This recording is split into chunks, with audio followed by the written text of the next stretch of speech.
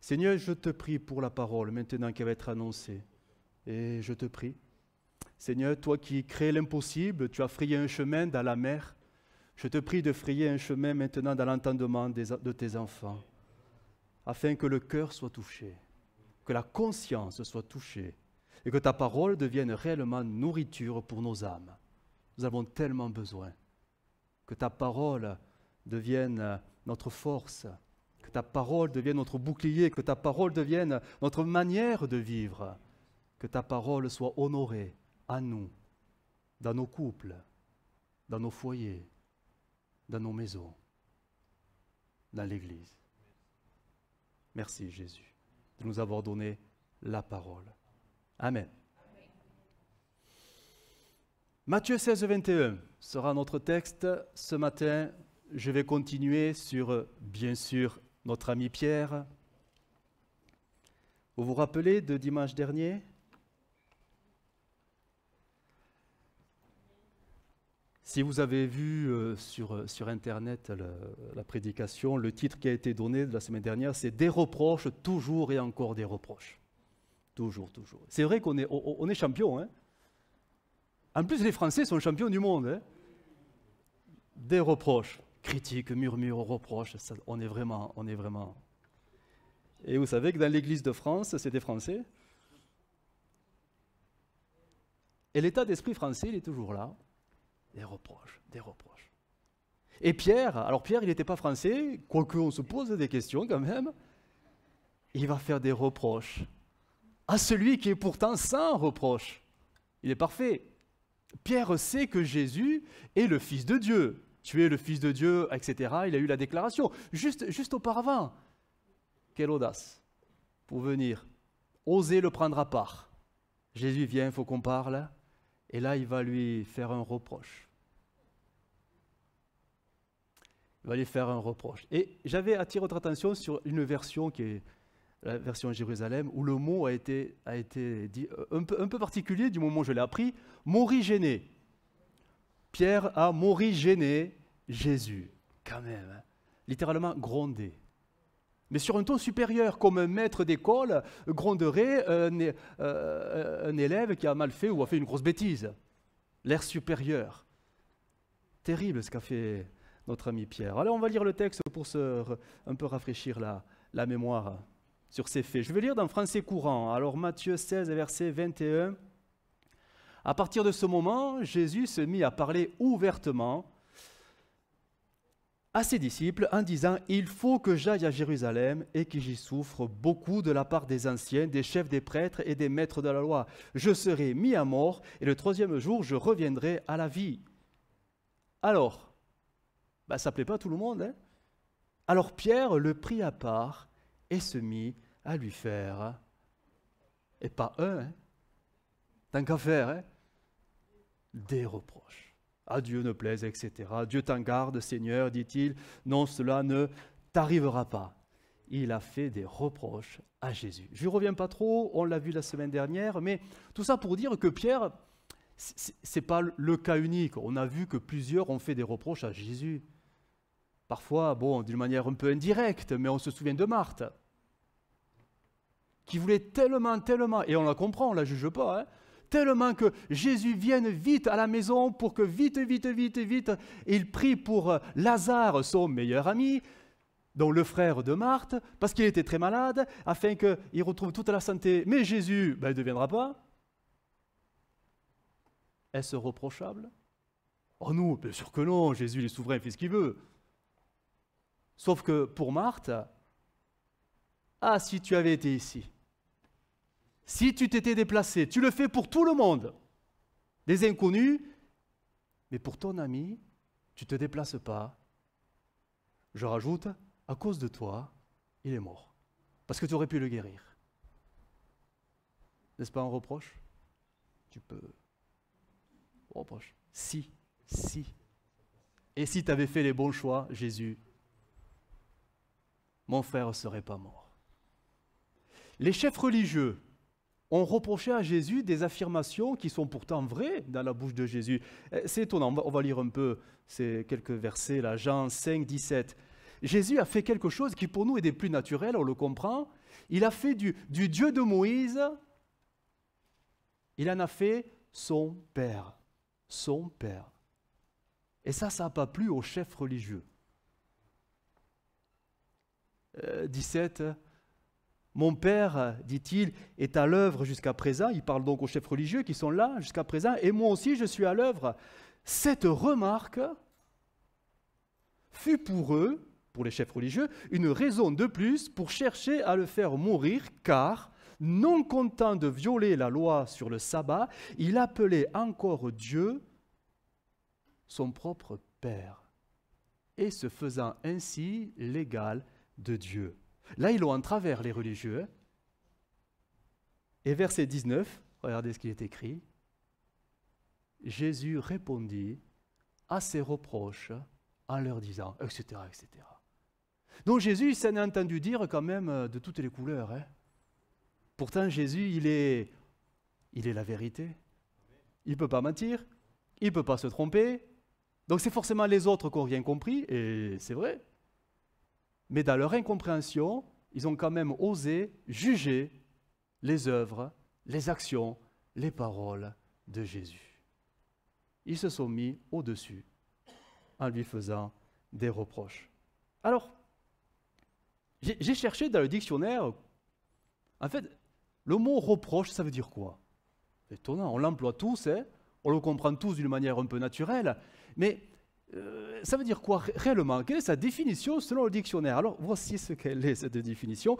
Paroles par lesquelles on signifie à quelqu'un sa désapprobation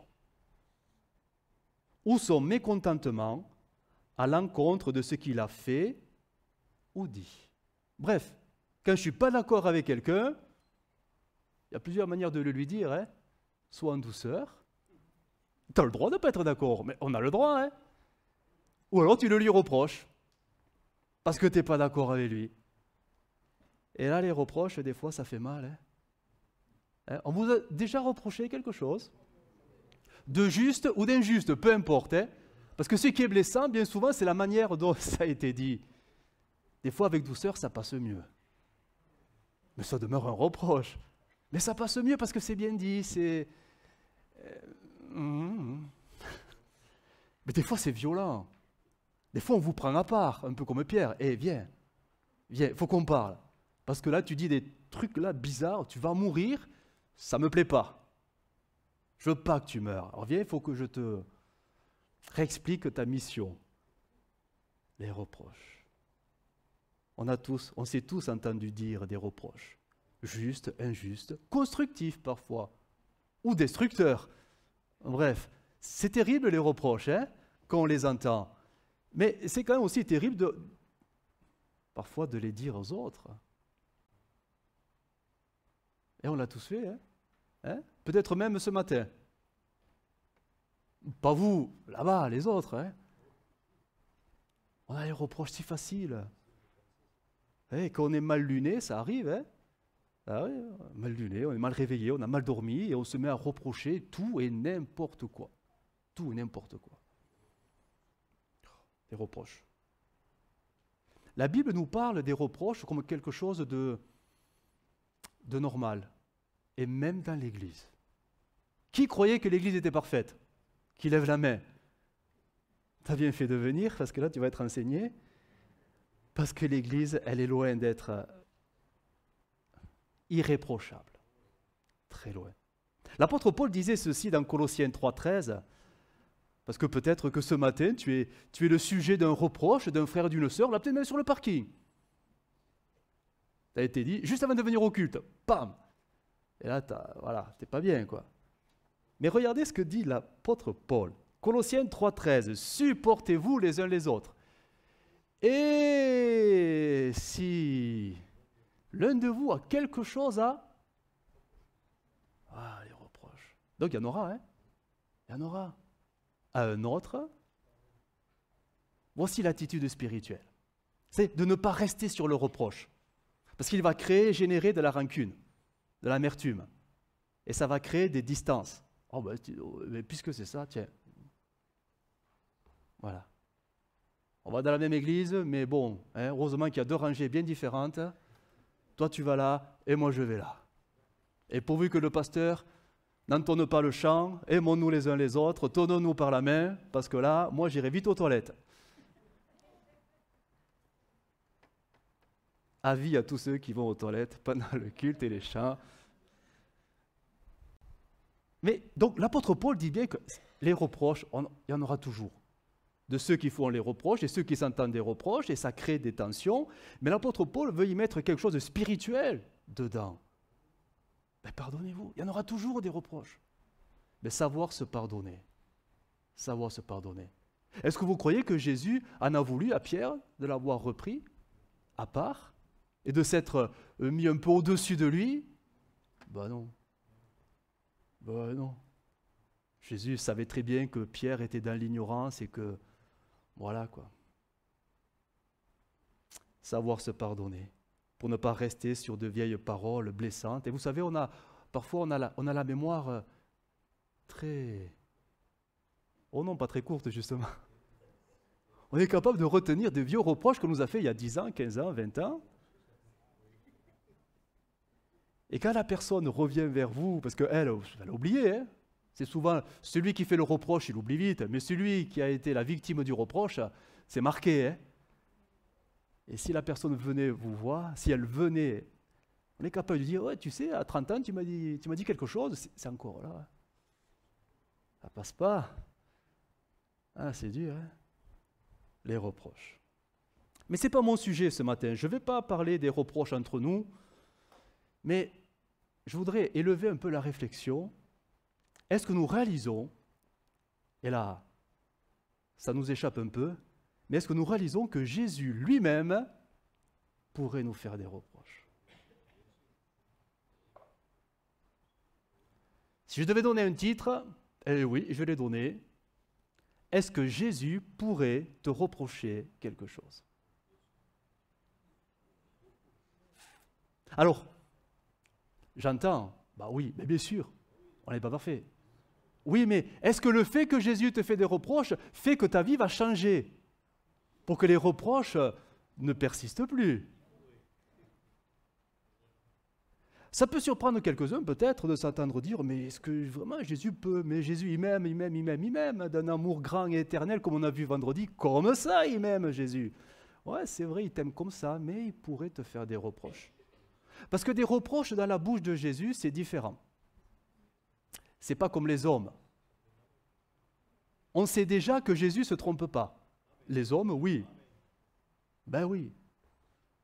Et les intentions de Jésus, ce n'est pas de nuire, de culpabiliser, d'écraser. Ça, c'est le diable. Quand le diable te fait des reproches dans ta tête, ce n'est pas pour te faire grandir. Hein. Lui va te rappeler les vieilles casseroles de ta vie passée. Hein. Ça, c'est sûr. Mais lui, c'est pour te détruire, le diable. Mais Jésus, quand il te fait un reproche, et je dis bien le mot reproche, hein, c'est parce que derrière, il y a une intention. Ta vie change pour que tu deviennes irréprochable. Le but du Seigneur, c'est de nous corriger. Parce qu'on peut facilement, vous savez, c'est malgré nous, hein, on peut facilement se cacher derrière notre sincérité.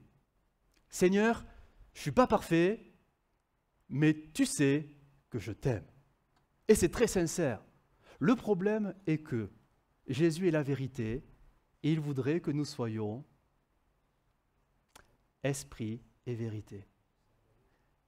Le Père veut des adorateurs en esprit et en vérité. Ta sincérité, bien sûr qu'elle est bonne, mais ta sincérité ne fait pas la vérité. Tu peux être dans l'erreur, mais d'une manière hyper sincère. Hein?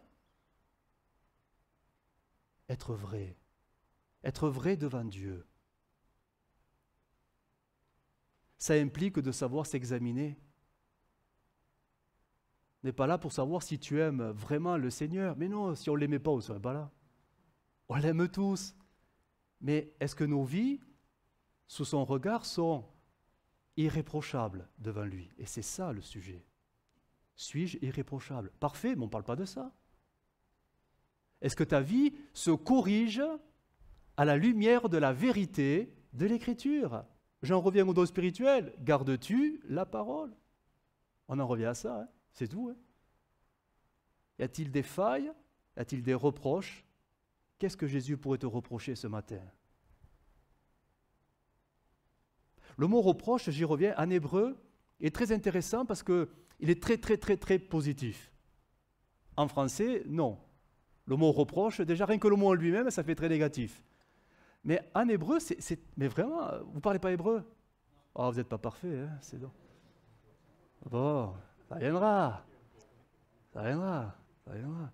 Mais voici quelques versets où le mot hébreu donc, est traduit, mais vraiment par mot reproche. Et vous allez voir que les textes sont très positifs. Je l'ai relevé 3. On est dans les proverbes, hein. Ça va s'afficher. Proverbe 6, 23. Regardez. Le précepte est une lampe et l'enseignement une lumière. Je suis ok, amen, on est d'accord. Les avertissements et les reproches sont le chemin vers la vie. La Louis II a traduit, et c'est là que ça a déformé un peu la pensée, la correction. La correction, les avertissements et la correction sont le chemin vers la vie. Mais le mot hébreu, c'est le mot reproche. Le reproche n'est pas là pour détruire. Le reproche, il est là dans la bouche du Seigneur, dans l'Écriture. Il est là pour redresser, il est là pour corriger. Le mot reproche. C'est un bon mot, finalement. Proverbe 10, 17. Regardez. Celui qui tient compte des critiques qu'on lui fait est sur la voie de la vie. C'est étonnant, même le mot critique, c'est très négatif pour nous.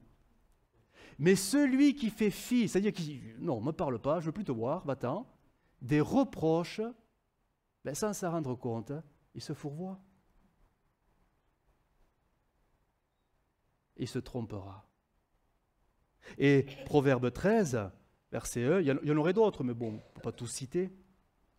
Proverbe 13, verset 1, toujours en version Semeur, un fils sage tient compte de l'éducation qu'il a reçue de son père, mais le moqueur, et il y en a dans les églises des moqueurs, hein. Bien sûr qu'il y en a, n'accepte jamais les reproches.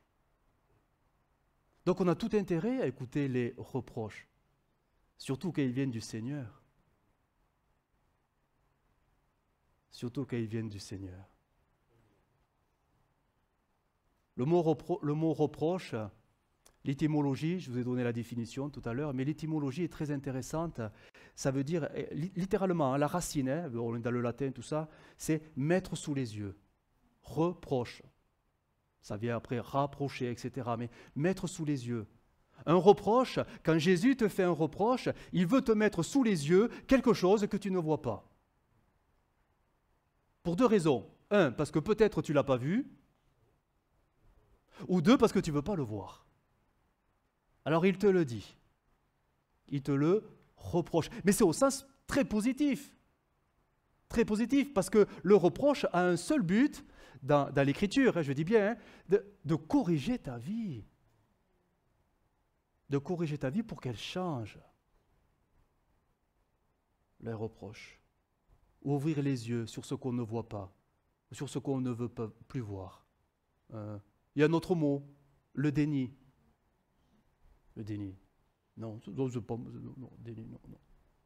Et pourtant, le seul but du Seigneur, c'est de nous changer, de nous transformer, pour que nous ne nous disqualifions pas pour le grand rendez-vous avec lui.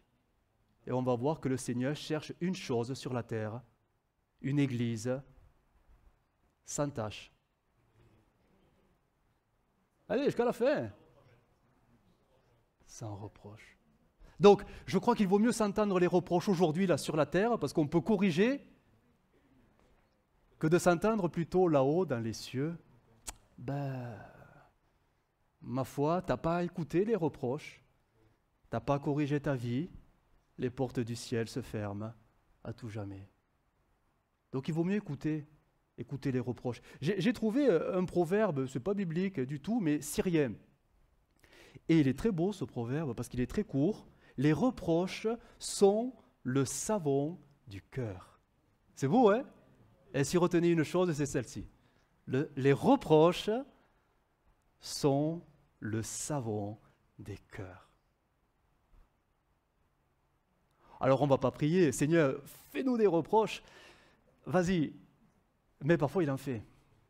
Et on a besoin de les entendre. Et je voudrais voir, alors, on ne va pas tout voir ce matin, mais dans l'Écriture, on trouve d'une manière mais très claire, parce que c'est nommé, c'est dit, 6 reproches que Jésus fera d'une manière mais très explicite et d'une manière très directe. 6 reproches. On ne va pas les voir tous, on va en voir que 3 ce matin. Mais comprenez que, je me répète, quand Jésus reproche, ce n'est pas pour nuire, ce n'est pas pour détruire. C'est pour que ça change. C'est pour que nous nous corrigions. Et ça, il faut savoir l'entendre. Si on veut s'entendre plus tard, là-haut, bon et fidèle serviteur, entre dans la joie de ton maître, va falloir s'entendre sur la terre quelques reproches, mais pour rectifier et corriger, pour ne plus rester dans le reproche. Vous êtes d'accord avec ça? Ouais. Je ne sais pas, je vois des gens comme ça. Qu'est-ce qu'il va nous dire? Mais qu'est-ce qu'il va nous dire? Mais je ne vais rien vous dire, c'est la Bible que je vais citer. C'est clair, c'est net. Je sais qu'on a tous cette image de un Jésus qui nous aime tellement que tel que nous sommes, il nous prend dans ses bras. Mais c'est vrai, c'est vrai, c'est vrai, c'est vrai. Ça, c'est pour les pécheurs qui ne le connaissent pas. Mais pour ces enfants qui le connaissent et qui doivent marcher dans la sanctification, mais qui ne le font pas et qui deviennent reprochables, croyez bien que l'esprit de vérité ne va pas vous laisser dans cet état. Il ne peut pas. Il vous aime tellement qu'il voudrait tellement que vous changiez pour que vous deveniez irréprochables. Irréprochables. Et on ne parle pas de perfection. On parle d'un grand nettoyage du cœur. Les cœurs purifiés. Ah oui, mais on croyait que le sang de Jésus, c'était suffisant. Attends, le sang de Jésus te purifie de tout péché quand tu es un pécheur qui ne le connaît pas. Tu demandes pardon, tu es purifié par l'œuvre expiatoire de la croix. Mais après, comment tu marches après? Est-ce que la grâce de Dieu, dira l'apôtre Paul dans Tite, n'est pas là pour t'enseigner à renoncer à toutes les choses de ce monde, l'impiété et toutes les œuvres de la chair? Renoncer pour que tu deviennes de plus en plus irréprochable. Vous voyez, le regard de Jésus n'est pas le même sur un pécheur qui ne le connaît pas et sur un chrétien né de nouveau. Ça n'a rien à voir. Si l'attente du Seigneur est la même, oui, Dieu veut que tous changent, mais les moyens pour changer deviennent plus durs. Et ça, je ne sais pas si on le comprend tous. Seigneur, tu m'aimes, ta grâce est sur moi. Ok, ça me suffit, je suis sauvé, alléluia. Hop, attends. La sanctification, si tu ne la recherches pas, tu ne verras pas le Seigneur. Tu ne verras pas le Seigneur. Alors le premier reproche, ou la première bonne parole du Seigneur pour changer ceux qui sont devant lui. Ça fait plus long à dire, mais c'est moins violent. Alors Matthieu 11, 20, ça va s'afficher. Jésus. Oh, Jésus, il aime tout le monde, mais il n'est pas d'accord avec tout le monde quand même. Hein.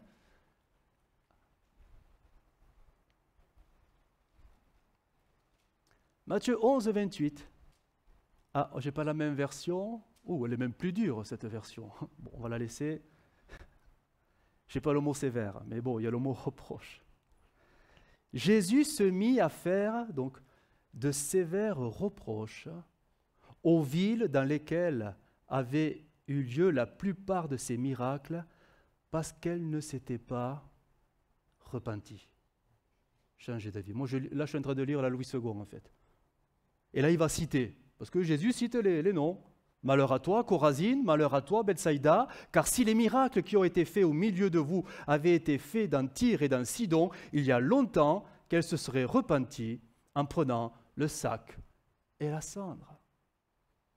Jésus fait des reproches à ces villes, donc aux habitants de la ville, on comprend bien. Hein? Jésus fait de sévères reproches aux habitants de la ville. Pourquoi? Parce qu'ils ne se sont pas repentis. Donc, on peut en déduire au moins quelques vérités. Le refus de se repentir est reprochable. Le refus d'abandonner ses péchés est reprochable aux yeux de Jésus. Le refus de fléchir les genoux devant lui, qui offre le pardon, devient reprochable. Alors, il faut bien comprendre le texte. En fait, Jésus n'est pas en train de reprocher donc à ses habitants, à ces villes, la résistance à la repentance. C'est pas ça. Parce que vous savez, des fois, on sent que, bon, on est pécheur, mais voilà, on ne veut pas se repentir parce qu'on estime qu'on n'a pas tout à fait tort. Voilà, on résiste. Non, en fait, ce que Jésus reproche à ces villes, c'est l'indifférence à la repentance. Et ce qui nous permet de le dire, c'est les textes qui sont juste au-dessus. Je voudrais les lire parce que c'est vrai qu'on ne s'y attarde pas souvent. Matthieu 11, 16. À qui pourrais-je comparer cette génération, c'est-à-dire les habitants, c'est-à-dire les habitants de Chorazine, Bethsaïda, etc. Elle ressemble à des enfants assis dans des places publiques et qui, s'adressant à d'autres enfants, disent « Nous avons joué de la flûte et vous n'avez pas dansé. Nous avons chanté des complaintes et vous ne vous êtes pas lamentés. Car Jean-Baptiste, est venu ne mangeant ni buvant et ils disent « Il a un démon ». Le Fils de l'homme, donc Jésus, est venu mangeant et buvant et ils disent « C'est un mangeur ». Et un buveur, etc., etc. En fait, Jésus est en train de leur reprocher, mais leur totale indifférence, malgré toutes les manifestations divines qu'ils ont sous leurs yeux. Jésus l'a dit. Si tous les miracles que vous avez vus avaient été faits à l'époque à Tyr et Sidon, ils se seraient repentis, eux. Vous, les miracles, vous les avez vus. Les guérisons, vous en avez vus. La gloire de Dieu, vous l'avez vue. Et vous n'êtes pas, mais pas du tout, repentis. Pourquoi? Parce que vous êtes restés, mais totalement indifférents. Et ça sera un sujet de reproche dans la bouche de Jésus. Et ça nous fait quand même réfléchir. Parce que si le manque de repentance devient reprochable, combien de fois, dans l'Église, nous avons entendu des appels, nous avons senti la présence de Dieu, nous avons été les sujets de diverses manifestations divines, les dons spirituels, ça n'est une, la prédication, ça n'est une. Le Seigneur nous a parlé maintes et maintes fois. Est-ce que la Sainte Seine n'est pas le moment où on doit demander pardon? Et combien de fois on s'est dit, mais bon, c'est pas pour moi. Moi je vais bien. Tout va bien. Tout va bien. Oh, je ne suis pas contre que le voisin se repente. Oh, il en a besoin en plus. Seigneur, moi, tu connais ma vie, ça va. Et je t'aime de tout mon cœur. La repentance est parfois devenue quelque chose, presque une option. Une option. On a oublié que sans la repentance, on n'avancera pas. On ne peut pas avancer. La repentance, c'est ressentir ce besoin sans cesse d'être pur devant Dieu. Et comme on sait que mais c'est pas possible, tout autour de nous nous souille, tout. Tout ce que nous voyons, tout ce que nous entendons, tout ce que nous pensons, ça nous souille. Et là, on a besoin de revenir au pied de Jésus. Mais Seigneur, pardonne-moi. Pardonne-moi, lave-moi. Parce que, voilà. Mais non, ça va. Oh oui, que les pécheurs qui ne te connaissent pas se repentent, mais je prie pour eux même. Hein. Mais toi, le dimanche, tu fais quoi? L'indifférence à la repentance. Ce n'est pas pour moi, c'est pour les autres. La suffisance. Terrible, hein? Lundi, on a eu la pastorale à Toulouse, et on a eu un pasteur invité, je ne vais pas le nommer, hors région Midi-Pyrénées. Il est venu, et sa prédication était très, très pertinente. Le titre, c'était « Quelle est la place de l'appel à la repentance dans la prédication ?» Tout ceci pour dire qu'on ne laisse plus de place à l'appel à la repentance. Et pourtant, n'est-ce pas cela que l'Église, le monde, mais bien sûr que le monde a besoin de se repentir, mais l'Église, est-ce qu'elle n'a pas besoin de se repentir? Honnêtement, franchement. Avec tous les reproches qu'on se balance, est-ce qu'on n'a pas besoin de demander pardon, Seigneur? Parce qu'en le faisant, on se tue. Hein. Une église brisée, une église sans joie, une église qui s'écroule.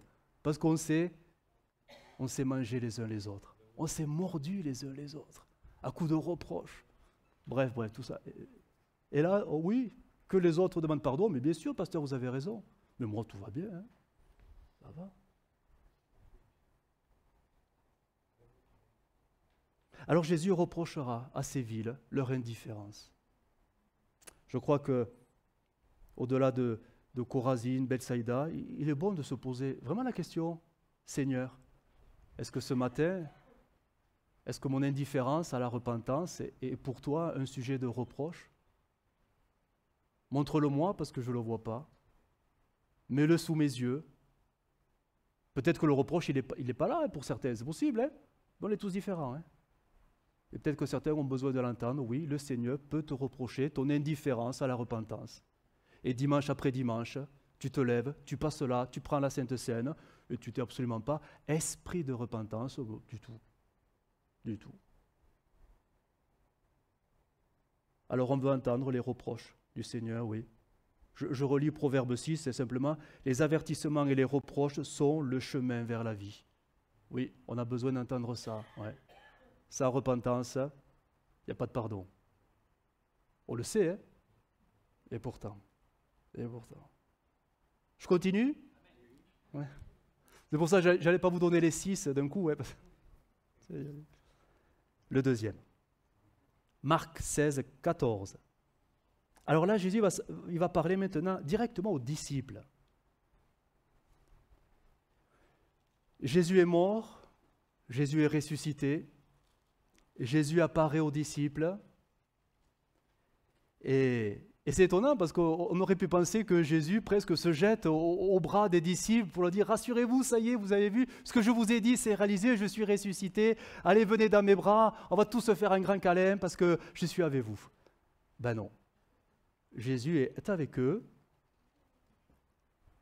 et l'une des premières paroles qu'il leur fera, ben c'est un reproche. Jésus apparut aux 11 pendant qu'ils étaient à table. Il leur reprocha leur incrédulité et leur aveuglement. Alors ça dépend de la version, aveuglement, parce qu'ils n'avaient pas cru ceux qu'il avait vus ressusciter. La version Louis II a traduit leur reprocha leur incrédulité et la dureté de leur cœur, parce qu'ils n'avaient pas cru. Jésus leur reproche tout simplement leur manque de foi. Jésus leur avait dit, je vais ressusciter. Et ils n'y croyaient pas. Et quand ceux qui ont été les premiers témoins de la résurrection, c'est les femmes, hein, les maris qui ont couru au tombeau et sont venus annoncer tout cela, et ils n'y ont pas cru. Hein. Ils n'y ont pas cru, les disciples.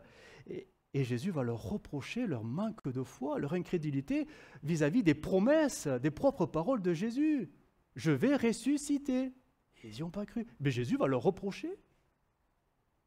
Et ça nous fait un peu réfléchir aussi, parce que s'il y a une chose qui nous rassure, c'est qu'au moins Jésus ne va pas nous reprocher cela. Nous croyons, et on le sait, que Jésus est ressuscité. On le sait, hein. Nous venons à l'église justement pour célébrer le ressuscité, donc il ne va pas nous le reprocher qu'on n'y croit pas. Non. Mais il pourrait nous reprocher tellement d'autres promesses qui ont été faites au même titre que la résurrection, qui sont écrites dans la parole, et que nous ne vivons pas. Parce qu'on n'y croit plus. Ou on n'y croit pas tout court. Hein.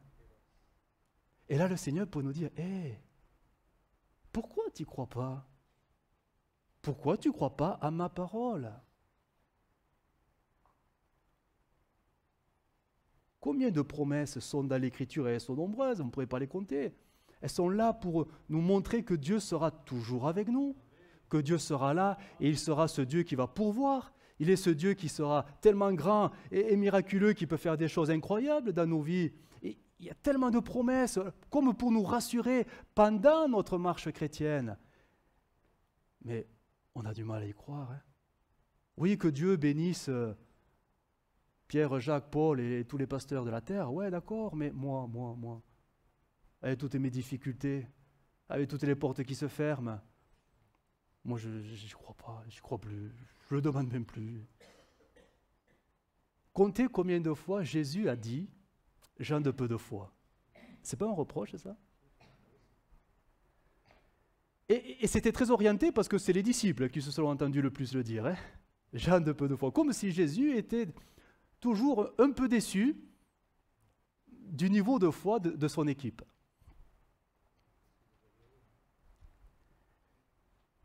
Des exemples. Je vais simplement les citer. Je vais lire Matthieu 6. Il va leur expliquer que Dieu est tellement grand qu'il s'occupera de vos vies.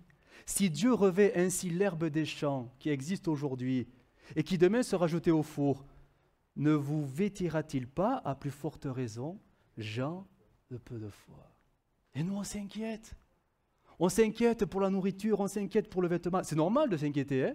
Le problème, c'est qu'on est enfant de Dieu. Et nous savons que notre Dieu, il est grand.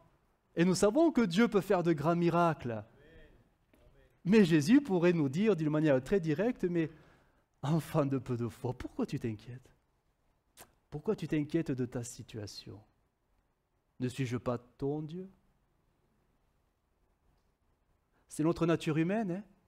C'est normal de s'inquiéter, attention, mais on a une nature spirituelle aussi. Mais c'est laquelle qui va triompher? Quand c'est la chair qui triomphe, le Seigneur, il est déçu. Et là, on devient reprochable. On s'inquiète. On s'inquiète. La peur, c'est les peurs. Finalement, l'incrédulité, c'est une peur. La peur de manquer, la peur de ne pas y arriver, la peur d'être dans le besoin, la peur d'être sans secours, la peur d'être abandonné. Et on se met à douter. À douter. Regardez, même dans Matthieu 8, vous savez, c'est le fameux épisode, il est dans la barque, il y a la tempête. Et tout le monde a peur parce que tout le monde va croire que tout le monde va couler. Et Jésus est en train de dormir. Bref, il le réveille. Et Jésus va menacer la tempête. Mais regardez ce qu'il va dire avant. Pourquoi avez-vous peur? On est en pleine tempête, hein? Gens de peu de foi. Alors il se leva, menaça les vents de la mer. Et il eut un grand calme. Combien de fois notre cœur s'est rempli de peur dans des circonstances où on perdait le contrôle total. La maladie qui te frappe, tu ne maîtrises plus rien, tu pries, il n'y a rien qui se passe, et là, petit à petit, c'est l'incrédulité qui te remplit. C'est pas vrai? Combien de situations professionnelles, familiales, bref, toutes les situations de la vie où la peur nous gagne parce qu'on a l'impression que Dieu ne fait rien. Et là, Jésus dirait, mais enfant de peu de foi, pourquoi? Mais pourquoi? On le sait que Dieu est tout-puissant, vous le saviez, hein? Comme une fois, on l'a chanté, ça est devenu un slogan, hein? Mais quand on est dans la tourmente de l'épreuve, on a l'impression que Jésus, il est surpris, c'est ça qui est étonnant, surpris de la réaction des disciples quand ils sont vraiment au pied du mur et que le véritable état de leur cœur est manifesté de manière, voilà. Rappelez-vous de cet épisode, mais il est étonnant. On est toujours avec Pierre, parce que Pierre, il est étonnant, hein? Il y a le fantôme, il croit avoir un fantôme, alors tout le monde se met à pousser des cris, et Pierre va dire, si c'est toi, ordonne que je vienne, il est plein de courage, le bonhomme, bon, on va y croire un instant quand même. Jésus dit, bon ok, viens, il marche sur les eaux, sur la mer, il y a la tempête, et là, à un moment donné, il va considérer un peu plus, non pas Jésus, qui l'attend, les bras ouverts, mais le vent, la tempête, et là il se met à couler. Quelle est la première parole de Jésus? La première parole de Jésus. Alors, vous vous en rappelez? Pourquoi as-tu douté, homme de peu de foi? Vous avez vu le reproche? Nous, on aurait dit, mais quand même, Pierre, il a marché sur l'eau, et bravo Pierre, t'es le champion. T'es pas allé jusqu'au bout, mais t'as commencé quand même. T'as fait une belle expérience. Jésus... Et non, il va à l'essentiel. Hein. L'expérience, elle était là pour le faire grandir dans la foi. Mais il a coulé. Il a coulé. Homme de peu de foi. Une autre version a traduit la français courant, et c'est beaucoup plus juste. Comme ta confiance est faible. Ta confiance. Vous avez confiance en Dieu? J'étais un peu sûr que vous allez répondre ça. Vous savez, ce n'est pas nos réponses c'est nos réactions dans les moments les plus difficiles, qui vont démontrer vraiment la qualité de notre foi, de notre confiance. C'est quand l'épreuve est là que la véritable foi apparaît. Et le Seigneur pourrait nous dire, mais Ta foi est si petite. Ta foi est si petite. C'est pour ça que je ne t'envoie pas une grosse épreuve. Parce que tu coulerais complètement. Mais même la petite, alors que tu pourrais, sinon il ne l'enverrait pas, hein. Mais même la petite, tu ne la surpasses pas. Homme de peu de foi. Femme de peu de foi. Est-ce que le Seigneur pourrait, là, ce matin, nous reprocher cela aussi ?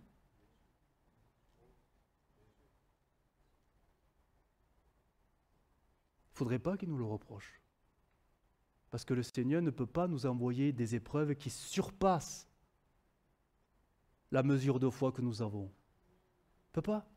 Ce serait une contradiction totale.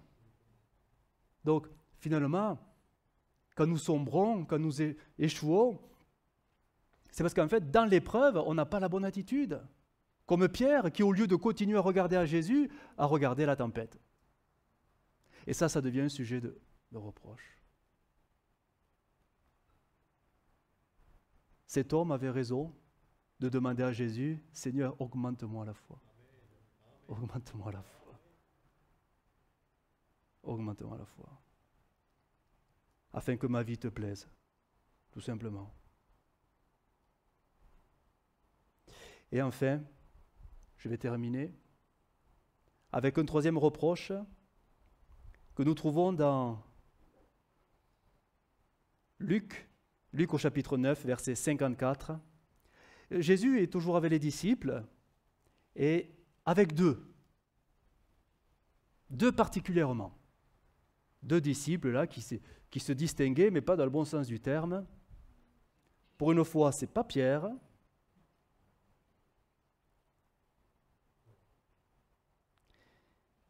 Alors, je vais lire, voilà, dans la Louis II 21.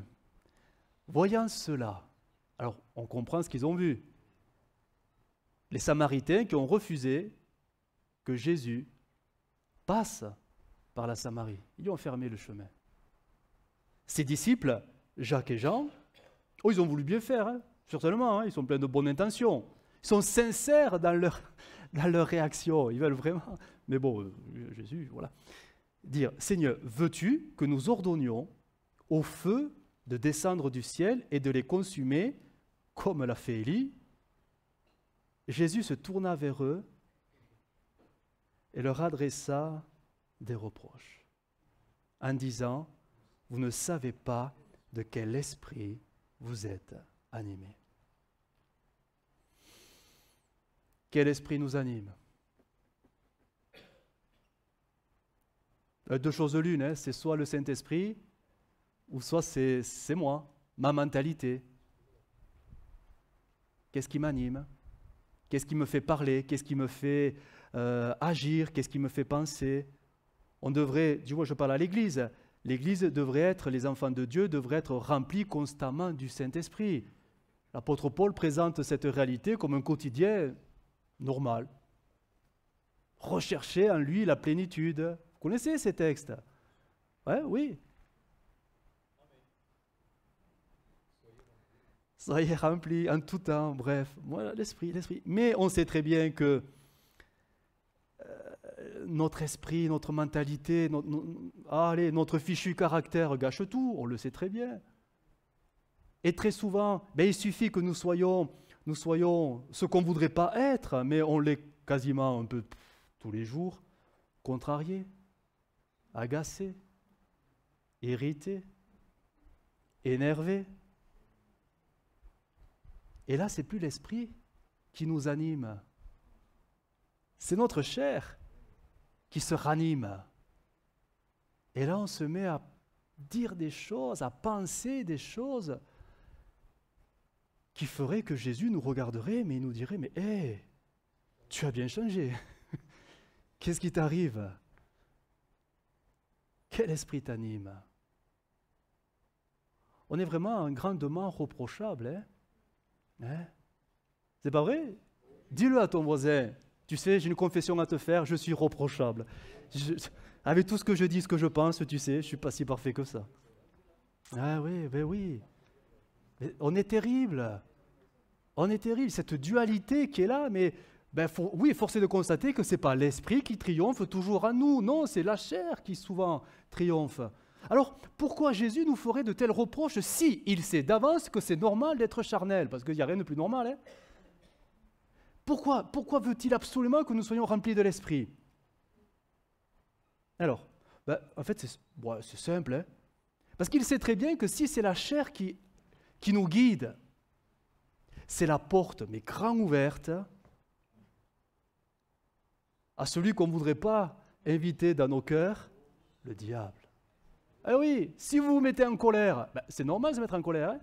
Mais si tu restes sur la colère, aïe, aïe, aïe, aïe, aïe, alors ça devient un accès pour le diable. Et le diable, lui, fait quoi? Lui, il va venir te détruire. Il va venir t'anéantir, il va venir te culpabiliser, et ta vie chrétienne va s'écrouler complètement, et lui va te faire des reproches qui vont te faire culpabiliser, et là c'est fichu. En fait, le Seigneur, en te reprochant de ne pas être spirituel, te donne un moyen de te protéger contre ta propre faiblesse, qui est une porte grande ouverte, si le diable la voit sans t'ouvrir, tout simplement. Ça, on ne le réalise pas. Souvent, on dit, Seigneur, mais tu sais très bien, je ne serai jamais parfait, et on se justifie, Seigneur, ouais, je vais essayer, mais tu comprends, Seigneur, tu vois, je suis comme ça, et je ne vais plus changer maintenant, mon caractère, mais je sais que tu m'aimes, Seigneur. Non, le Seigneur te dit, non, si tu ne veilles pas sur ton cœur, si tu ne veilles pas sur ton caractère, sur ta mentalité, ta façon de faire, le diable trouve des accès, il détruit ta vie. Et s'il détruit ta vie, il détruit ton couple, hein. Et s'il détruit ton couple, il détruit ta famille, hein. Et dans l'Église, tu peux même devenir un agent destructeur. Parce que c'est le diable qui t'anime. Et tu ne le vois même pas. Terrible, hein? Mais j'ai raison ou pas? Dites-moi-le, hein? Faites-moi des reproches, allez-y. Hein? Le diable, il est rusé, hein? Il se sert de la nature humaine parce qu'il pense comme nous. Arrière de moi, Satan, car tes pensées ne sont pas les pensées de Dieu, mais sont les pensées des hommes. Et Pierre s'est opposé, sans s'en rendre compte, à l'œuvre de Jésus.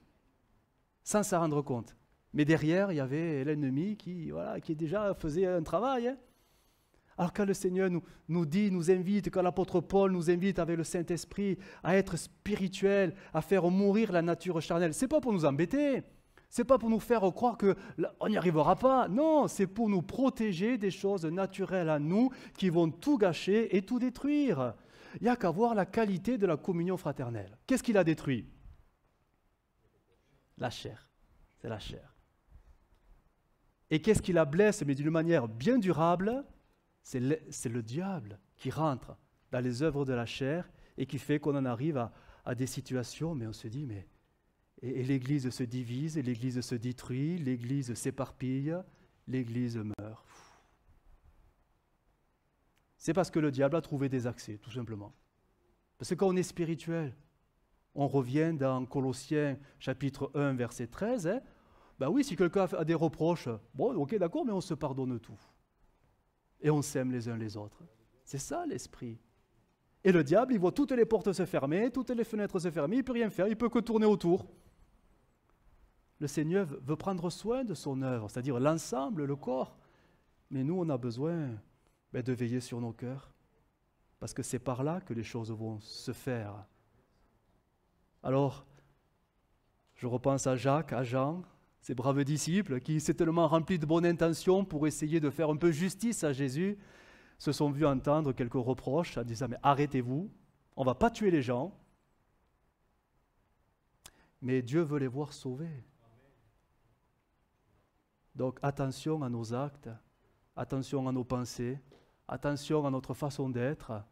Nous devons, dira Jésus, obéir à sa parole en disant « Je vous donne un commandement nouveau. Aimez-vous les uns les autres, comme je vous ai aimé. » C'est pas simple, hein, les reproches. Je vais garder les 3 derniers pour la prochaine fois. Et pour conclure, je voudrais lire quelques textes qui présentent vraiment l'objectif du Seigneur, ce que le Seigneur recherche. C'est Colossiens 1, 21. Colossiens 1, 21. Et vous, qui étiez autrefois étrangers et ennemis par vos pensées et par vos mauvaises œuvres, il vous a maintenant réconciliés par sa mort dans le corps de sa chair. Verset 22. Voilà le but, voilà le but.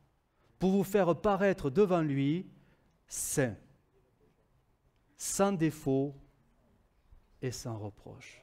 Et le verset 23, la petite nuance, si du moins vous demeurez fondés et inébranlables dans la foi, etc., etc., etc. 1 Timothée 6, 12 nous dit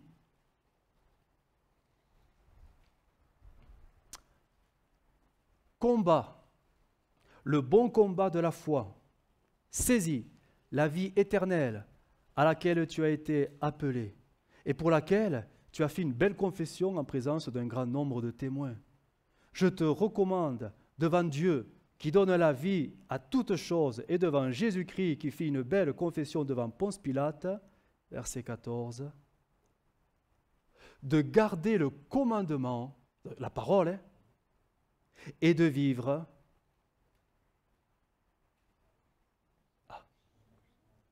sans tâche, sans reproche, jusqu'à l'apparition de notre Seigneur Jésus-Christ. Si cette prédication ne vous a pas plu, vous rayez ce texte, tout simplement. Dites, ok, moi je ne suis pas d'accord, pasteur, vous êtes trop dur. Eh bien écoutez, vous rayez les textes. Éphésiens, ça sera le dernier. Parole de vie, chapitre 5 et verset 27.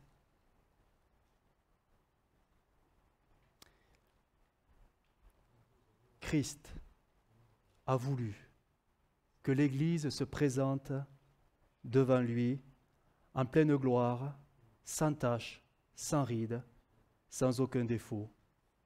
Il a voulu qu'elle soit sainte et sans reproche. Alors on pourrait se dire, mais pasteur, vous n'avez rien compris. Ça, c'est pour plus tard. Eh bien, rayez le texte. Non. 1 Timothée nous le dit d'une manière très claire, c'est le précédent. De vivre sans tâche et sans reproche jusqu'à l'enlèvement de l'Église. Donc, ce n'est pas pour plus tard. Plus tard, ça sera la perfection. Chose qu'on ne peut pas vivre sur la terre. Mais être irréprochable, il suffit de savoir écouter les reproches pour se corriger et rechercher les choses de l'esprit. Rechercher les choses de la vie de l'esprit et finalement, quand nous les vivons de plus naturellement, ça se corrige tout seul. Parce que la chair a de moins en moins de prise et l'esprit développe de plus en plus tous les aspects qui glorifient Jésus. Ben c'est tout, tout est dit là. Mais notre chair nous domine si souvent, si facilement. Et nous gâchons tout. Parce qu'en plus, nous ouvrons la porte à l'ennemi, qui lui ravage tout. Ravage tout. Je crois qu'il est bon, et on va prendre la Sainte Seine, d'oser se poser la question. Mais vraiment, c'est très personnel. Seigneur, est-ce qu'il y a quelque chose que tu me reproches? Vas-y, je suis prêt à l'entendre. Je veux l'entendre parce que je veux me corriger. Est-ce qu'on est prêt à faire cette prière? Je veux l'entendre, Seigneur, parce que je ne veux pas rester dans une façon d'être qui ne te plaît pas. Je ne peux pas rester dans une vie chrétienne que tu me reprocherais. Parce que si tu me le reproches aujourd'hui et si je ne fais rien, quand je serai devant toi, ben ça sera le même reproche. Hein. Et ça peut être la disqualification. Hein. Parce que le refus de se repentir,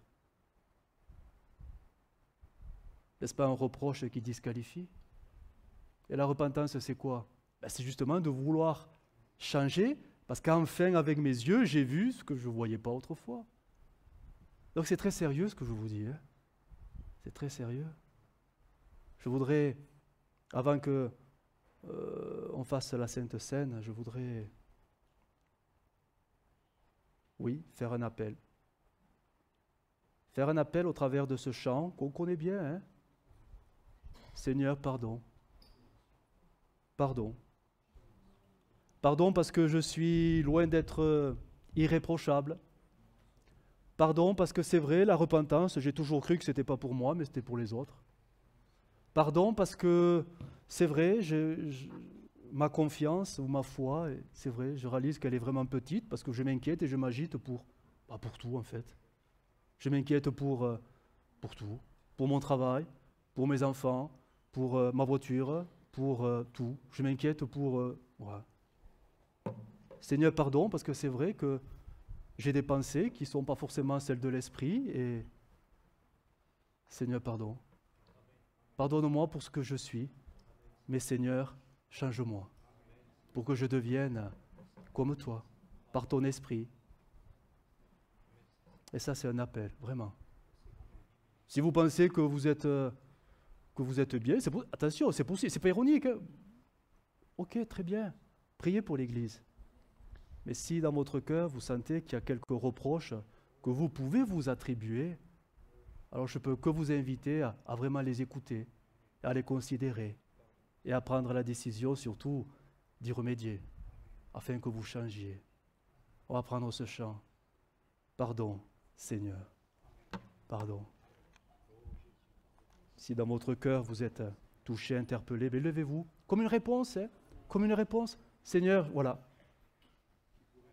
Seigneur, voilà. Pardon, Seigneur, pardon. Pour notre orgueil, nos résistants.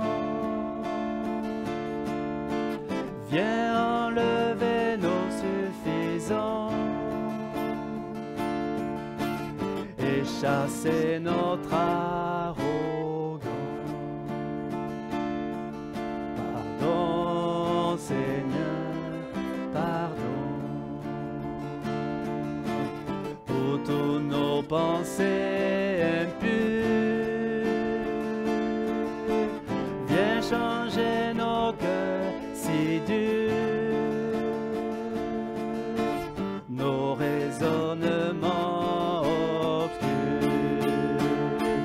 Oh, relève-nous, nous sommes tombés si bas. Oh, relève-nous, par ta grâce et ton pardon, et aie pitié de nous, nous nous humilions devant toi. Pardon, Seigneur, pardon, pour tant de paroles mauvaises. Viens adosser nos monolètes et que nos querelles s'apaisent. Pardon, Seigneur, pardon, de toujours garder rancune. Viens changer notre amertume, transformer nos attitudes. Oh, relève-nous, nous sommes tombés si bas. Oh, relève-nous, par ta grâce et ton pardon, et pitié de nous, nous nous humilions devant toi. Oh, relève-nous, nous sommes tombés si bas. Oh, relève-nous, par ta grâce et ton pardon, et pitié de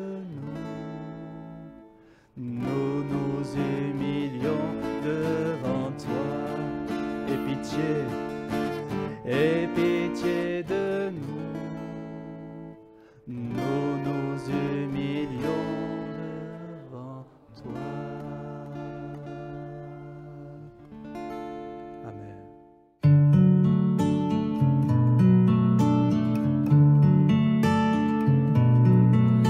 Well, I heard there was a secret chord that David played and it pleased the Lord.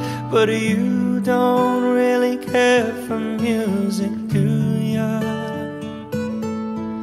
Well, it goes like this, the fourth, the fifth, minor fall and major lift, the baffled king composing hallelujah, hallelujah, hallelujah, hallelujah, hallelujah.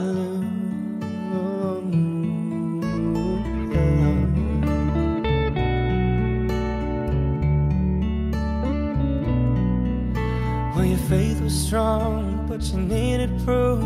You saw her bathing on the roof, her beauty in the moonlight overthrew you. She tied you to her kitchen chair, she broke your throat and she cut your hair, and from your